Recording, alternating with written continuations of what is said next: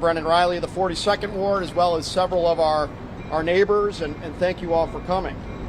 Now, early this morning, there was a fatal shooting here at Clinton and Lake Street, immediately adjacent to this L stop, and very near Union Station and Ogilvie Transportation Center. Now, initial information indicates that this was a drug deal gone bad, involving an exchange of gunfire that left one person dead. No arrests have yet been made on this matter, but I will refer you to the Chicago Police Department for further information, as this is an ongoing investigation. Now, this tragic, fatal shooting was predictable, inevitable, and likely avoidable, based on the trajectory of crime and recent events we've seen in this area. Alderman Riley and I have been sounding the alarm for months, him even longer, on how what was once a peaceful homeless encampment has turned into a magnet for drug dealing, violent crime, and now a fatal shooting. Despite the mayor's repeated mischaracterization, this is not a homeless encampment. It has not been for many months. Last Friday, someone was arrested just 100 feet that way with a loaded illegal gun and over $60,000 in heroin and crack cocaine. On November 8th, somebody was shot right at this intersection. On October 22nd, someone else was shot in the head just a block and a half away. We've also had multiple armed robberies at the store at 300 North Canal.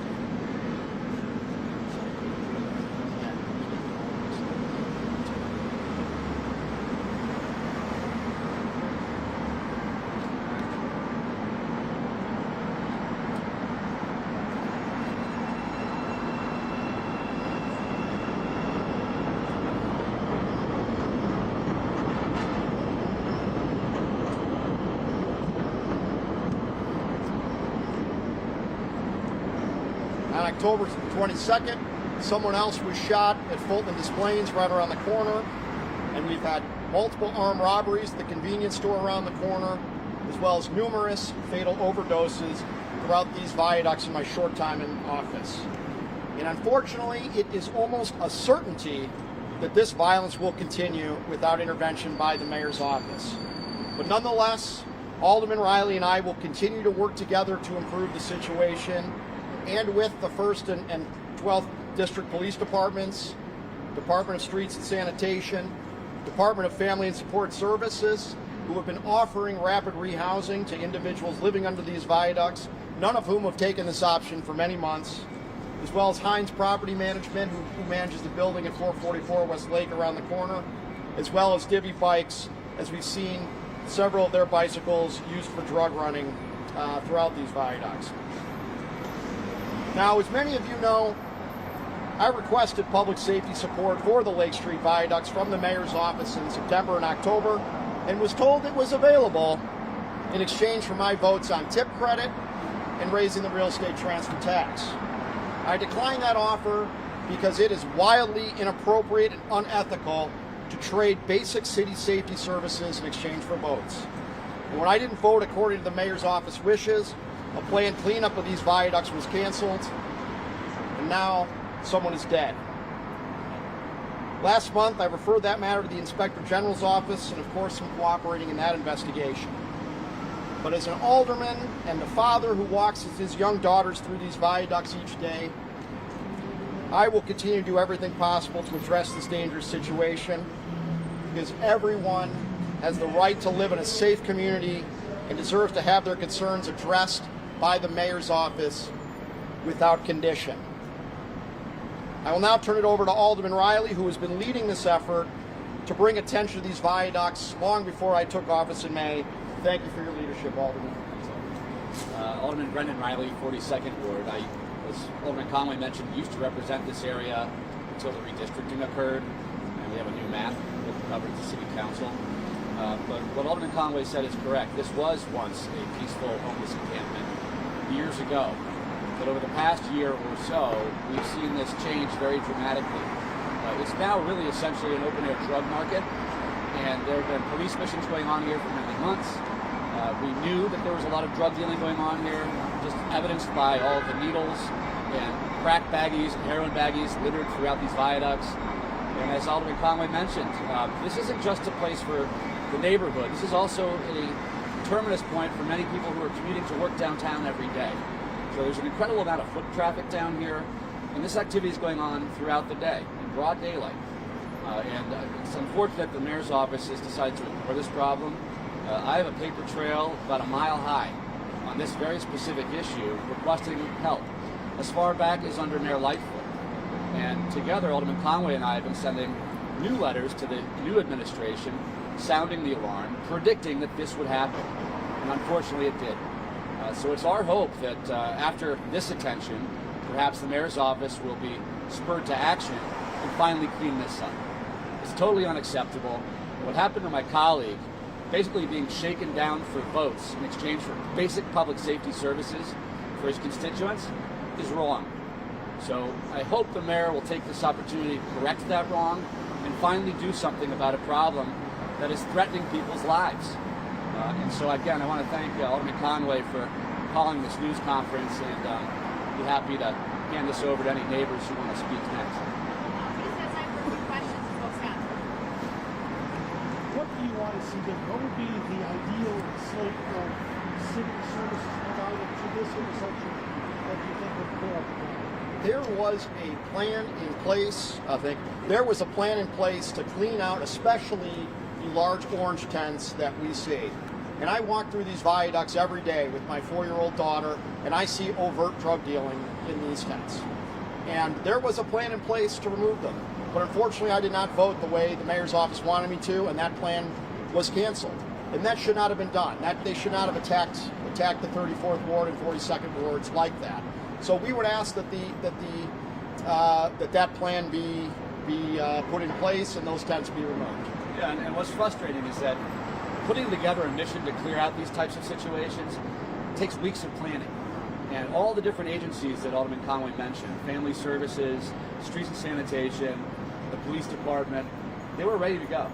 This was ready to go. We had 2 wards coordinating this effort, and yet in the blink of an eye, the mayor's office decided to cancel this, I believe, as political retribution to my colleague, which is completely and totally unacceptable. People in this neighborhood deserve the same level of police protection anyone else in the city does. And to be using votes as leverage to determine whether or not these services are provided is absolutely unethical and it's wrong.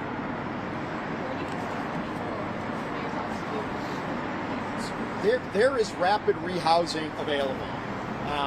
Now, people have not taken the option of rapid rehousing for many months. However, if you don't have the overt drug dealing, people will be far more encouraged to accept rapid rehousing as well as accept treatment and can become productive members of society again, which is what everybody wants. You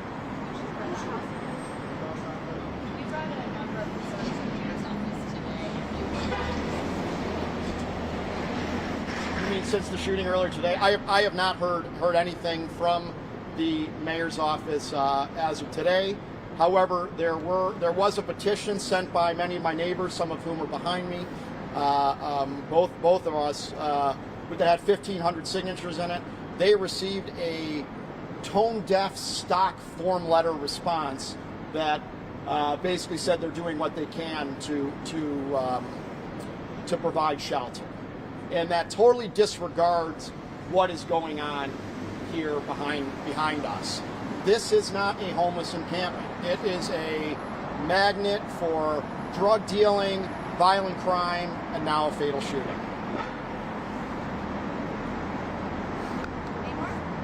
Well, I'm sorry, just to talk again about this disconnect between where people need the services and then having the time to say, whoa, how does that, is that a frustrating experience for you, or? I mean, when I first received this offer on October 4th, it was untoward and unethical and clearly clearly inappropriate. And to have that, and to have them actually go forward on that was shocking. And it's worth noting that they canceled this program shortly after the tip credit legislation. Tip credit, after I didn't do what they wanted on the tip credit legislation, which it is totally inappropriate for them to punish the people of the 34th Ward and 42nd for a legislative vote on something that is completely not connected to any of this. Yesterday, a number of Aldermen called for resignations on the part of the mayoral staff that handled the migrant situation with the Dark Voting Park. We'd like to see resignations for people who've been applying this policy of votes for city services. I have referred this matter to the Inspector General. I know, and I am cooperating in that investigation, and I will let them take it from there.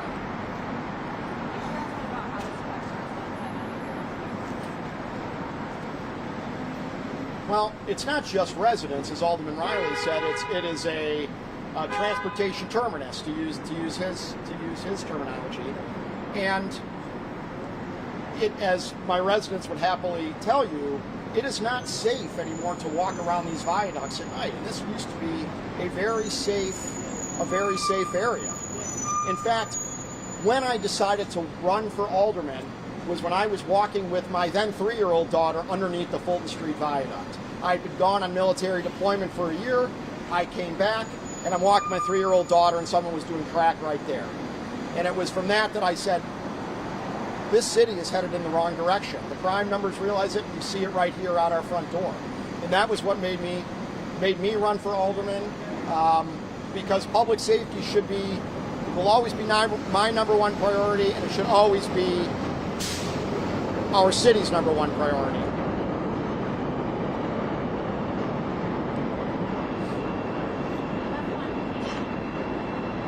Alderman Riley, you've been there for a while. You've seen how city politics works. Have you ever seen a situation akin to this one at this level? No, I've been on the city council for 17 years. I've served under 4 different mayors, and I've never seen anything this brazen. People talk about political horse trading. That's a reality in any legislative body, but not when it involves public safety and saving lives. And so, no, it's completely reprehensible. The mayor's political director never should have tried to make that exchange. These folks deserve protection. This neighborhood deserves protection, regardless of how their local aldermen vote on specific issues. And so, when I heard about that from my colleague, I was outraged. And as our colleagues are learning more about it, they think it's wrong too. Thanks, everybody. Thank you. You can do some full asides if you need, just come find us. Great. Thank you all very much for coming. I'm short.